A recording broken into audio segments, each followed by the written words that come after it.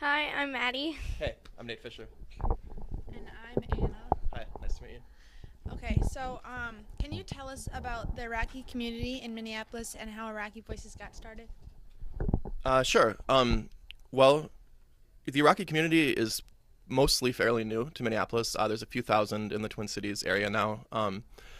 There was a gigantic refugee crisis that began in like 2006, and it takes a few years for refugees to get vetted and go through the process of getting screened and stuff to get into the United States. So they didn't really start coming until 2009.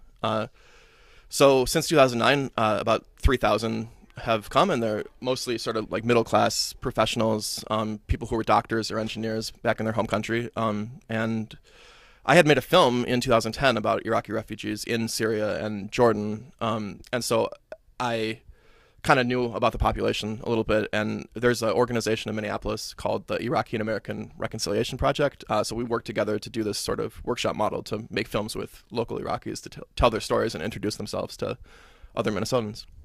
Okay. Your film is called Iraqi Voices. Do you think this documentary will tell that everyone has a voice? Well, that's a good question. I hope so.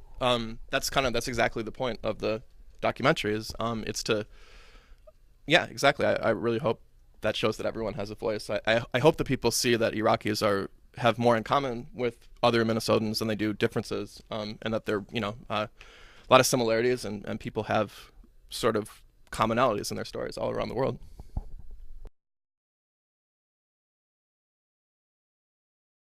Hi, I'm Madeline Mohan. Hi, nice to meet you.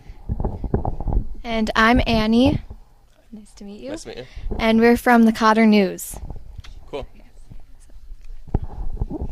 So, is there a common theme throughout all of the different stories? Yeah, that's a good question. Well, I think all the stories, these are people who have lived through a war and really violent day-to-day life, but that doesn't define them as people. And I think the theme. That's a theme, and another theme is that they're Iraqis are middle-class, well-educated people who have a lot in common with Americans. So yeah, I guess that's the sort of overarching theme for all the films.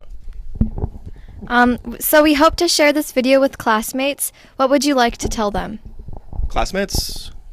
Well, you can check out all the films online. You can go to, I think it's IraqiArtProject.org/Iraqi Voices. All the films are there.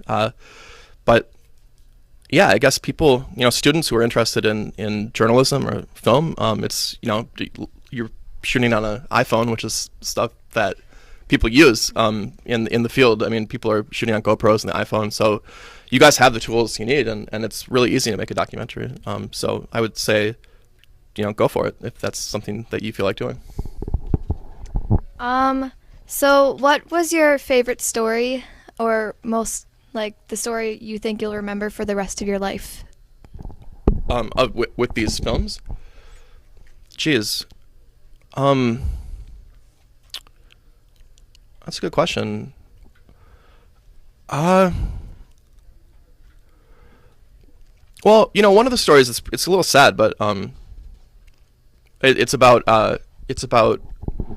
an just an Iraqi who's getting a haircut, and he was 16 years old, and there was basically an explosion in the barbershop while he was outside of the barbershop, and he saw that happen.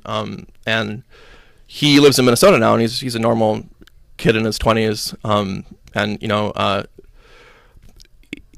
I guess just thinking about that happening to me, or how it I don't know. Yeah, I guess that'll stick with me. Just kind of like that these people have these kind of horrible things that have happened to them, but they're just regular people, and yeah. What were you like in high school? I like in high school.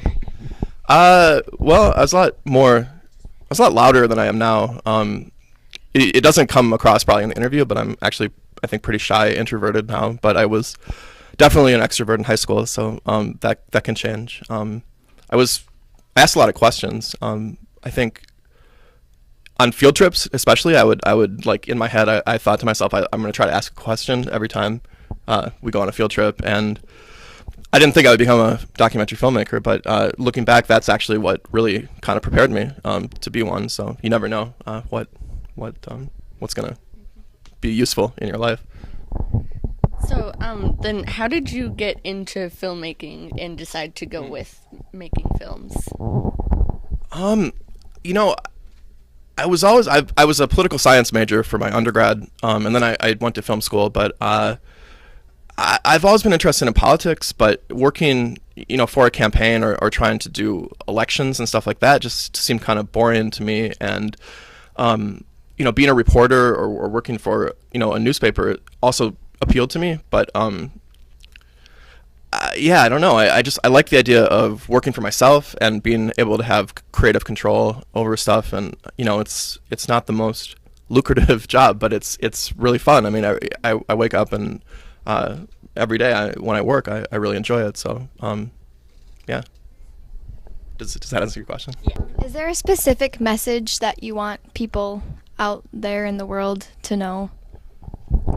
Yeah, well, with these films, I mean, it's really important, especially now with, sort of the controversy about refugees and people saying that we shouldn't let Syrian refugees into the country and stuff. And I just feel like that, personally, I feel like that really misses the point of America, what America's all about, and also, our responsibility in the world to take in people who have been victims of war and stuff. And I guess, okay, if you can boil it down to a soundbite, I would say that, refugees aren't just a drag on America. They have a lot to offer America too. And these are people who, have advanced degrees. They're in the medical field, they're in the engineering field, and we're a nation of immigrants, and that's where our strength comes from. And if you can think of refugees as contributing positively to our society, then it's not so scary. And especially these guys. I mean, even though they're predominantly Muslim and stuff, I mean, they're normal people who can live in a secular society, and we have freedom of religion in America. So I think they actually fit in really well.